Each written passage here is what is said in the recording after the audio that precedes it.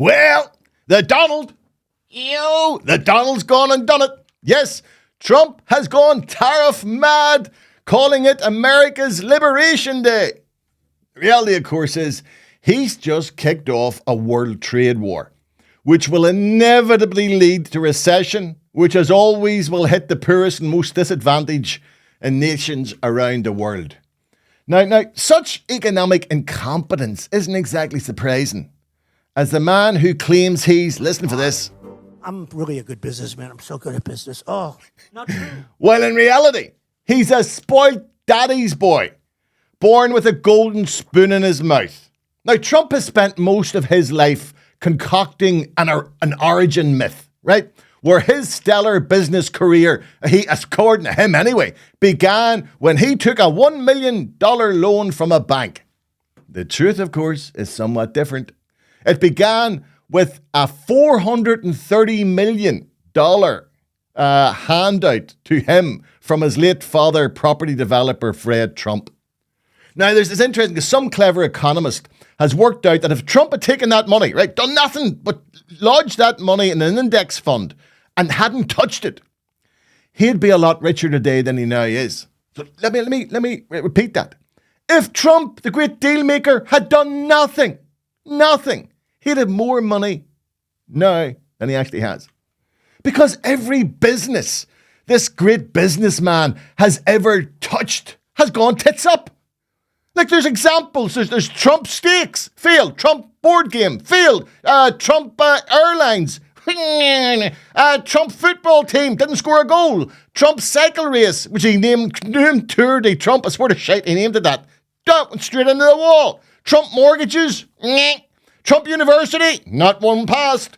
Trump Magazine, nobody bought. Trump Vodka, nobody drank. Trump Travel, nobody went anywhere. Trump Network, nobody listened.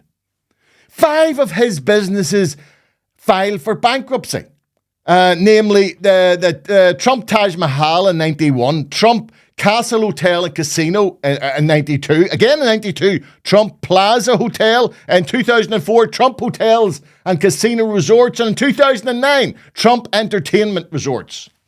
And while Donald has always managed to walk away unscathed, he has left a trail of contractors and small firms who supplied those businesses also bankrupted. Like, so incompetent is the Donald that he even managed the seeming impossible, bankrupting casinos he owned. I mean, how is that possible? Like, even the mafia managed to make millions from casinos, but not the great deal maker Trump. His Taj Mahal had to close in Atlantic City. These are casinos. People come to casinos and give you their money. You just get wee screens and cards and whatever, they give you their money. And this is the man who's now telling America he has the answer to its economic problems. Some will look past him hitting the likes of China with up to 50% tariffs.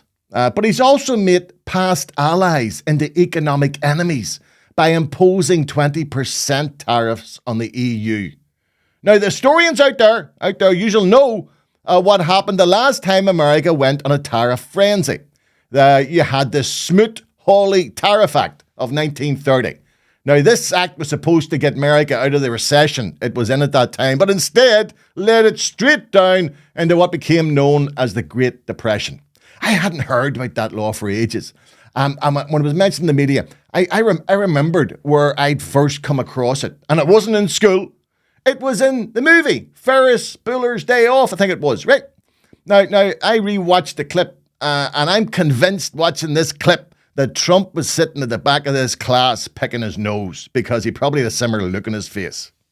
In 1930, the Republican-controlled House of Representatives, in an effort to alleviate the effects of the, anyone? The Great Depression, passed the, anyone?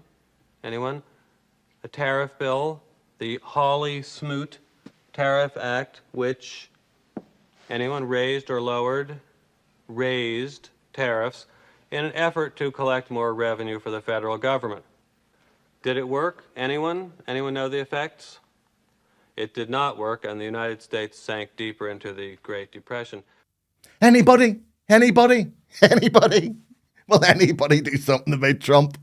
Now, the decision of Keir Starmer, by the way, to offer Trump a visit with the king, right, old Charlie, in effect pimping out the Charles, appears to have worked as Trump hit the UK with a tariff of 10% in comparison to the EU's 20%. And there's no doubt that monarchists will now shout from on high that this validates the importance of retaining the king.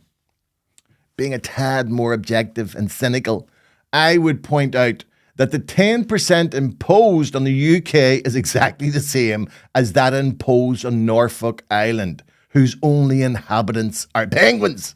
Yeah, Trump put a tariff on an island with penguins. Nobody lives there. So it could logically, therefore, be argued that the UK would have done just as well with a penguin as a king. Be a lot cheaper too. Just throw it a few fish. You know what I mean? You could just throw it a few fish. That's all it would take. No palaces. None of that. Just throw it a few fish.